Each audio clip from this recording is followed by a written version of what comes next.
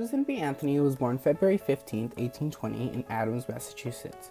She was brought up in a Quaker family with long activist traditions. Early in her life, she developed a sense of justice and moral zeal. After teaching for 15 years, she became active in temperance. Because she was a woman, she was not allowed to speak at temperance rallies.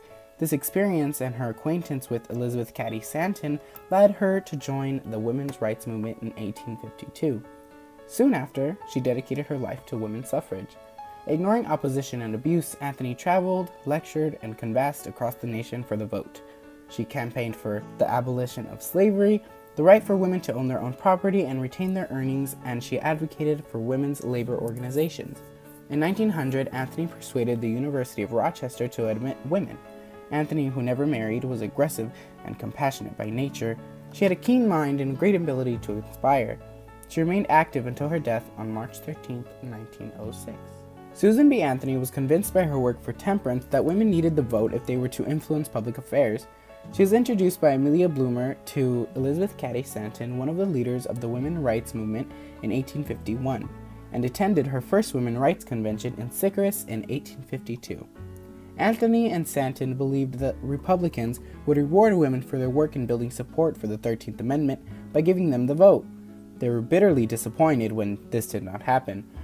In 1866, Anthony and Stanton founded the American Equal Rights Association, and 2 years later, in 1868, they started publishing the newspaper The Revolution in Rochester, with the masthead, "Men, their rights, and nothing more. Women, their rights, and nothing less," and the aim of establishing justice for all.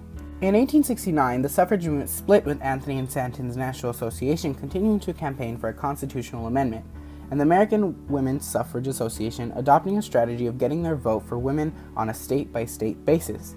Wyoming became the first territory to give women the vote in 1869. In the 1870s, Anthony campaigned vigorously for women's suffrage on speaking tours in the West. Anthony, 3 of her sisters, and other women were arrested in Rochester in 1872 for voting. In 1877, she gathered petitions from 26 states with 10,000 signatures, but Congress laughed at them. She appeared before every Congress from 1869 to 1906 to ask for passage of a suffrage amendment. In 1887, the two women's suffrage organizations merged as the National American Women's Suffrage Association. Anthony became president in 1892 when Stanton retired. Anthony campaigned in the West in the 1890s to make sure that territories where the women had to vote were not blocked from admission to the Union. In 1900, aged 80, Anthony retired as president of the NAWSA. In 1904, Anthony presided over the International Council of Women in Berlin and became honorary president of Carrie Chapman Catt's International Women's Suffrage Alliance. Susan B. Anthony died in 1906 at her home on Madison Street in Rochester.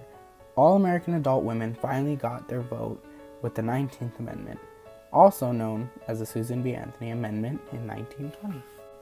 Though women do have the right to vote, women still suffer from a man's culture, which fuels violence, misogyny, and the gender pay gap.